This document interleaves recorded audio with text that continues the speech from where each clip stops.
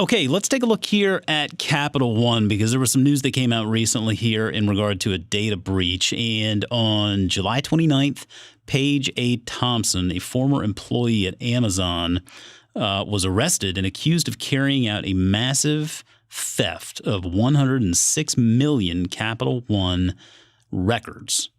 Now, for all intents and purposes, I mean, when you look at Capital One, I think most people know it is that credit card commercial on TV. But, I mean, Capital One is a bank. And so I guess the question we have here first and foremost is, what should investors be thinking about this type of a breach, Matt? Well, Capital One's already put a number on it, first of all. They say it's going to wind up costing the bank between $100 and $150 million. But going a little bit further, just to put this in perspective, you mentioned the 106 million customers that were affected. The vast majority of those were things like names, addresses, their credit card balances, information that you really don't want anyone to have, but that they can't really do a whole lot with. When it comes to the sensitive information, 140,000 Social Security numbers, which out of 106 million really isn't very much. Right. 80,000 bank account numbers, which, I mean, don't get me wrong, that's 140,000 more Social Security numbers than we'd like them to lose. But so it affected about 1% of Capital One's customers overall in terms of sensitive information. And just to kind of put that in perspective, a couple of the other high-profile data breaches over the years.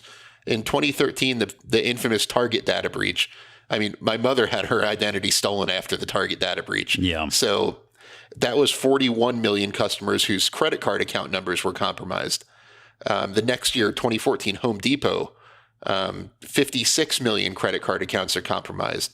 And that's a great example of how, over the long term, this really doesn't affect investors that much. If you look at a chart of Home Depot stock over the past 5 years, you would never know that there was a massive data breach. Well, heck, I mean, look at Equifax's stock chart. I mean, like, after all was said and done with there, and I mean, that was the shot heard around the world, basically. And I mean, Equifax is still alive and kicking, which kind of made me wonder if this is this is just a blip on the radar, I would imagine.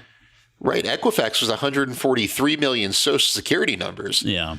So that was a big deal. Credit card numbers for a bunch of people. And, like I said, the Capital One breach, it was mostly harmless. I don't want to say harmless, but mostly, non-sensitive information. It's really tough to steal someone's identity if you know their credit limit, for example. Yeah. So just about 1% of their clientele was affected in a way that could meaningfully affect their identity. Capital One knows who those people are, so they're alerting everybody whose Social Security number was stolen or bank account number, or in Canada, what's it called? Their equivalent of Social Security number. I can't remember the name off the top of my head, but 1 million of those were stolen. That was actually the biggest part of sensitive information. So those people are all being notified, about 1% of the total customer base. So from a long-term investor's perspective, I'm not terribly worried about it. Capital One is a pretty big company. Just looking at their $40 billion market cap, so it's going to cost them about $100 million. That's a significant amount of money, but over the long term, that's a speeding ticket for Capital One. So I'm not too concerned over the long term. I'd be more concerned about what happens to their credit card business during a recession. As an investor, credit card default rates tend to tick up a lot quicker than anything else during a recession. Right. Capital One, you mentioned, is much more of a credit card company than most other banks. I mean, everyone knows their commercials with, Samuel L. Jackson, what's in your wallet? Oh, yeah.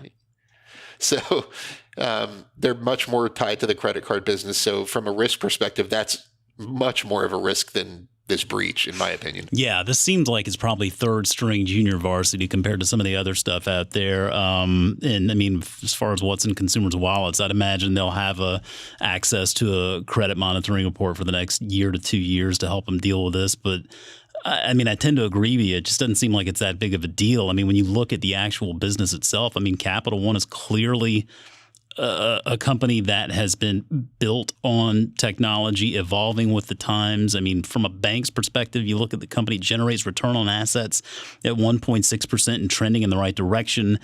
A strong financial position. You look at the deposits number there. I mean, deposits of $255 billion. That's up from $205 billion back in 2014.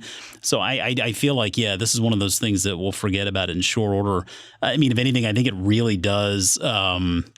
It gives these cloud providers maybe a little bit of a wake-up call. Whether you're Amazon or Microsoft or Google, you've got to be thinking, all right, what can we do to prevent this from happening again? Because it really looks just as bad for Amazon, in my opinion, as it does for Capital One here.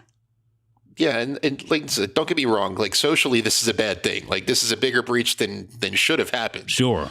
But, from a dollars and cents perspective for investors, we're saying it's not that big of a deal. It's definitely, we don't want anyone's credit card numbers to be compromised or Social Security numbers.